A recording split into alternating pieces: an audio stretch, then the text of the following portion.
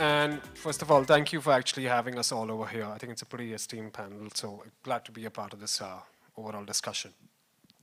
I'm just going to kick off, I think, from what I think we should probably kind of focus on. Now, of course, online payments has been the big buzzwords in India. And last October, I believe, what was 76.8 million was the number that UPI reached. So big news actually for all of us. I also was a part of KPMG, so a lot of the risk consulting prior to joining IBM. And typically, I think as you go through technology and as you go through regulations, typically CISOs are faced with standard problems, right? And most of them have always been focused on security when they're looking internally within an organization, or like a centralized network. Typically, how do I manage malware? How do I manage viruses, damage to devices? But now it seems to be that the game seems to be changing for them quite a lot.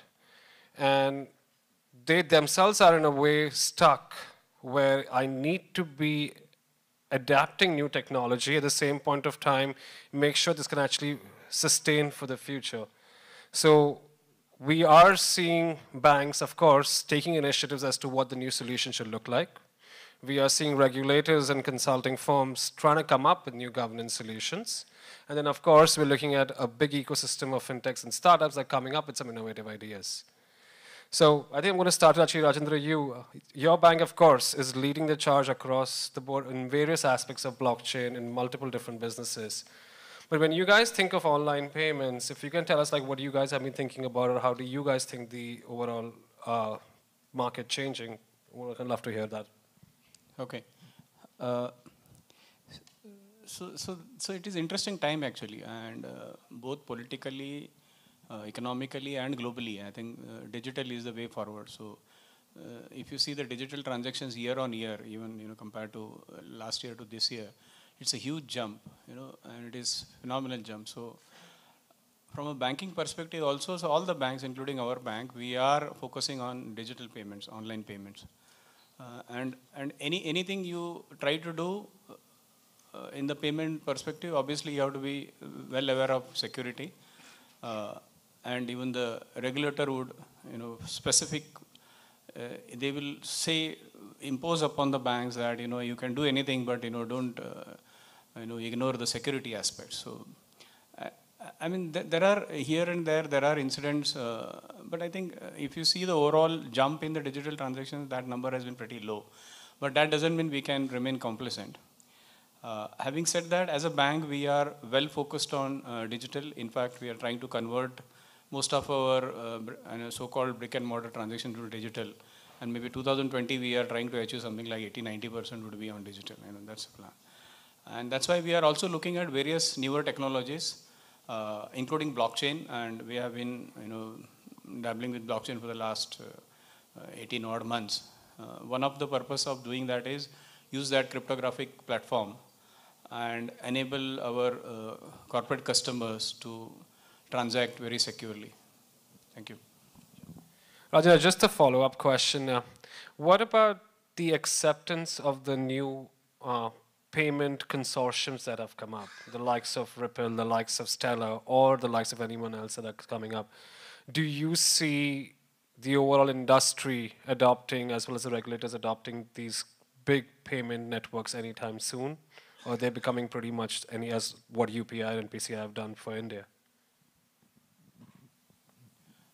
So the way the things happen in India, and I'm pretty sure the global also something similar happened. Now let us take the blockchain and the consortium. So it is a very well-known fact that if you want to gain complete benefits out of blockchain, I think you should have more and more players. So I keep on saying more the merrier. That's how it is. So just one bank using blockchain and dabbling with it, it's not going to gain much benefit other than the fact we just proved that the transaction is possible on a blockchain. So what it means is more and more banks, more and more customers, more and more players. And I actually view that as a marketplace over a blockchain platform, wherein all players come in and have their own way. It could be bidding, it could be auction. That's the end state I'm looking at. But having said that, there would be a common body. It could be equivalent to an NPCI or it could be something like a SWIFT. But there would be a common network which could be owned by a set of banks or it could be one bank doing it. or it could be third party, where banks would support it, saying that, boss, you run the network, we'll do the transaction, something like that. I mean, I'm pretty sure the regulator has a big say over here, and we banks are all knocking on their doors to come out very soon, and they are working on that. So they have appointed the required, full-powered committees to come out shortly. I'm looking at maybe a couple of quarters, they should come out with some guidelines around that. Okay, great. Maybe I guess that Kunal, you can answer the next question. So, the technology is already considered the disruptor, but I think now understanding the technology and what it can do is probably old news. But if you could tell us about some of the solutions that you guys are thinking about in the payment space that can really enable the adoption, that'll be great. So I think that in terms of what I do, I do a lot of advisory for the banking community, and I work very closely with a number of different startups around the world. A lot of those startups are looking at blockchain and looking at it for a number of different use cases. I think in terms of payments, a lot of these guys are looking at sort of typical kind of platforms and protocols that exist today, such as Ripple or Ethereum, to really drive, I think, payments and remittances, more importantly. There are lots of different startups trying to break into the remittance market and using the blockchain as a protocol or a means to develop the value proposition and to facilitate that transaction side of things. I think that's where the focus is at the moment, from what I've seen. I think the banking community are trying to do their own thing too, to a certain degree. And I'm also seeing that they're kind of working together to try to come up with some value proposition in that they can work together amidst the regulation problems that still exist. I think that a lot of what I've seen is hampered because the regulation to a certain degree isn't in place, or policies and governance aren't particularly clear. But I've seen a lot of work, as I said, on the remittance side and using Ripple and Ethereum for cross-border payments and remittances generally. Now, I think the idea also is like for regulations, right? I think the regulations were set up in an environment which, of course, the current technology did not exist.